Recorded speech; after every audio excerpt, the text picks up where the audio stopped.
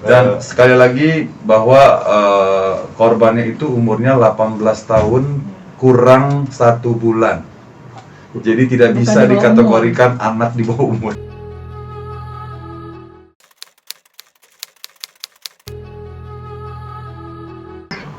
Terkait dengan surat Bang Ipul itu tidak ada tujuan dan maksud kami untuk menjudge seseorang ataupun melaporkan orang, tetapi lebih kepada kita akan menganalisa ataupun kita akan memberikan efek jerah kepada orang-orang yang sengaja melakukan kejahatan ataupun melakukan pelanggaran HAM terhadap Bang Ipul.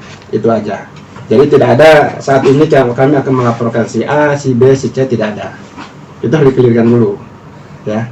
Yang ketiga, poin ketiga adalah hari ini kami khususnya Bang SJ dan dari ada konsultan psikolog juga memberikan gambaran secara utuh dan penuh posisi Bang Saiful Jamil dalam lingkungan kehidupan sosial.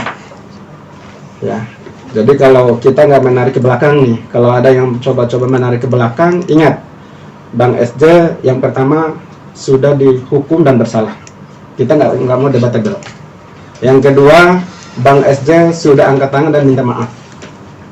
Ya, artinya bukan berarti dalam posisi terpojok udah angkat tangan minta maaf dan bersalah, lalu orang sewenang-wenang berkeinginan untuk melakukan pelanggaran hukum atau menghina atau mencaci maki dengan sebutan-sebutan yang tidak baik dan tidak pantas.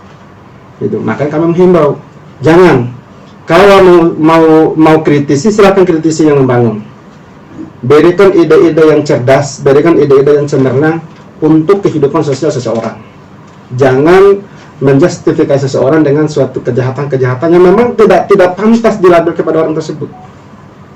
Gitu. Saya tidak mau berdebat terkait dengan atau mengajak debat kepada siapapun, tetapi saya hanya menghimbau kepada siapapun, jangan lagi ada memberikan statement, jangan lagi ada memberikan gambaran atau seperti apapun terkait dengan kata-kata pedofil lah, kata-kata predator lah, kata-kata glorifikasi lah dan sejenis-jenisnya. Kasihan dong, gitu. Jadi kasihan gitu, ya. Jadi gitu begitu ya. Ya, karena memang gitu. Karena saya cuma nambahin karena memang itu tidak pernah terjadi. Itu tidak pernah terjadi dan tidak pernah ada di putusan pengadilan bahwa saya itu bukan predator dan juga bukan pedofil. Seperti itu. Jadi ini saya minta tolong Pak Asman untuk menghimbau karena saya merasa terganggu dan merasa dirugikan. Kecuali kalau memang saya benar-benar pedofil, kecuali memang saya benar-benar predator, silakan. Gitu. Ini tidak ada, ini semuanya fitnahan buat saya dan merugikan terhadap diri saya, terhadap pekerjaan saya gitu. Dan saya tidak menerima dituduh seperti itu. Gitu. Jadi dalam hal ini saya berharap kita berdebatnya debat hukum.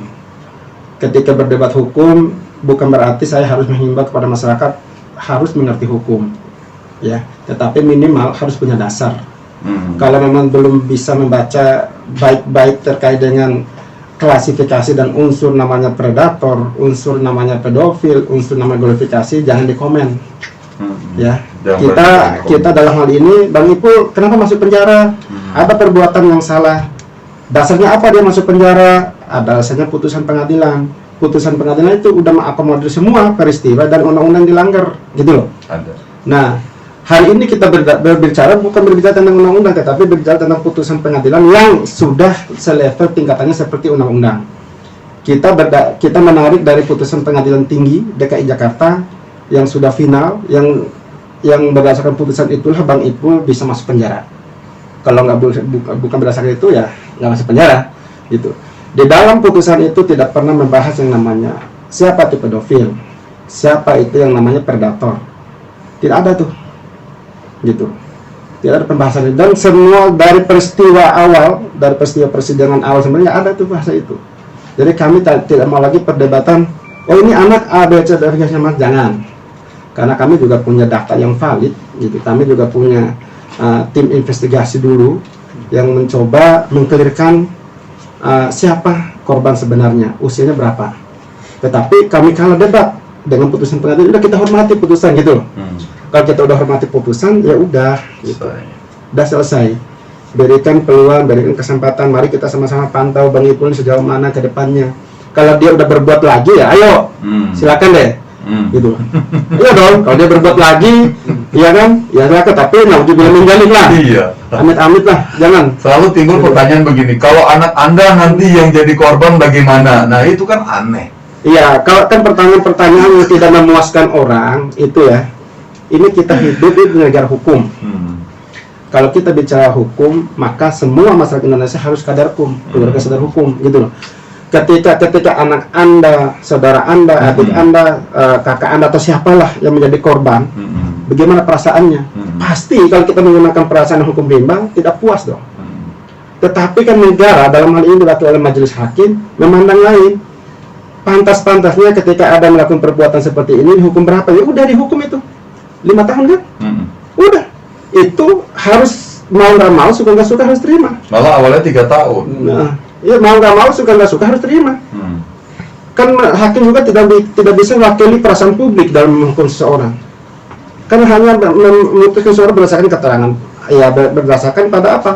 Ada saksi, ada bukti, berdasarkan keterangan ahli dan lain-lain gitu.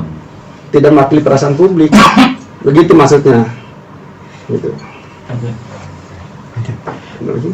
Tadi kan abang tidak melaporkan, tapi jika masih ada oknum yang masih nyebut seperti itu, apakah artinya tegas dari abang sendiri? Nah, secara tegas pasti kami akan melakukan tindakan yang legal action.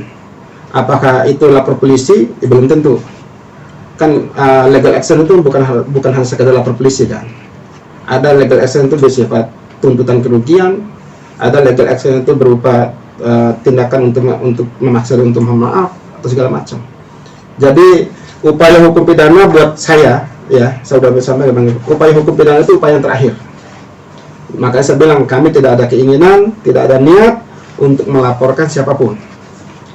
Tapi setelah surat kualifikasi ini kami buat, kami rilis, masih ada juga yang dengan sengaja untuk memaksakan kehendak dia untuk diterima publik terkait dengan judge kepada klien saya, Saiful Jamil, ada bahwa Saiful Jamil pedofil, bahwa Saiful Jamil itu predator. Nah, sama ada satu lagi, kesengajaan.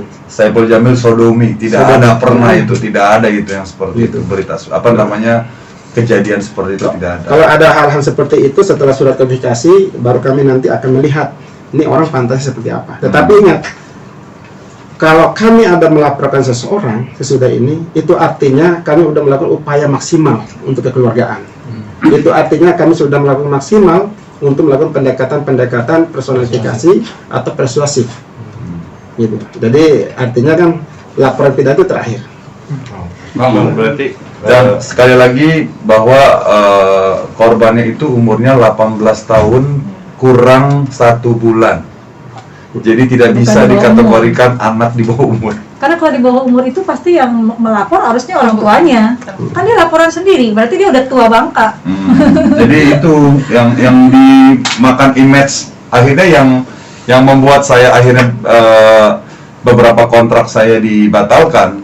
Jadi seolah-olah saya itu adalah melukai anak kecil yang masih diasuh sama orang tuanya, masih dibiayain sama orang tuanya, yang masih ingusan seperti itu. Jadi itu fitnah seperti itu buat saya itu sangat kejam sekali gitu seperti itu. Jadi makanya begitu saya bebas, saya alhamdulillah masih dapat kepercayaan dari beberapa stasiun TV. Nah, gara-gara ada pemberitaan liar dan fitnahan inilah akhirnya jadi seperti ini gitu, akhirnya dipending gitu. Kecuali kalau memang benar, sebenarnya kalau memang benar saya melakukan itu dan memang saya adalah pedofil, saya penyodomi, saya adalah predator, silakan. Tapi ini nggak benar semua. Jangan ngajak orang untuk berbondong-bondong membenci saya, memboikot gitu, mengatasnamakan masyarakat luas. Itu yang bikin saya juga kecewa ya terhadap teman-teman yang berkomentar buruk tentang saya ini adalah orang-orang yang sudah berkredibilitas. Ada beberapa artis juga, ada beberapa sosiolog, seksiolog juga berkomentar, ada seorang psikolog juga berkomentar. Makanya saya sedih kok mereka-mereka ini orang-orang yang pintar berkomentar tapi tidak menggunakan data yang valid. Itu kan jatuhnya fitnah. Kalau orang pintar kan dicari dulu, bener gak nih si Ipul ini predator, bener gak nih si Ipul ini pedofil, bener gak nih kejadian ini ada sodominya.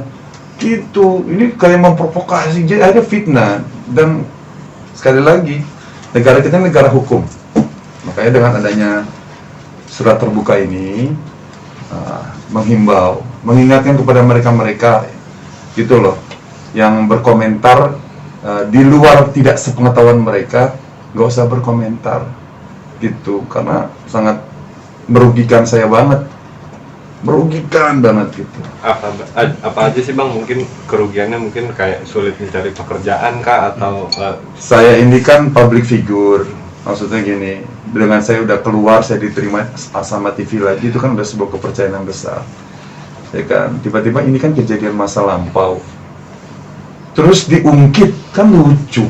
Udah ada keputusan hakimnya, ya kan, udah ada, silakan dicek di pengadilan negeri Jakarta Utara. Ipul itu udah dihukum belum sih, gitu loh, gitu kan.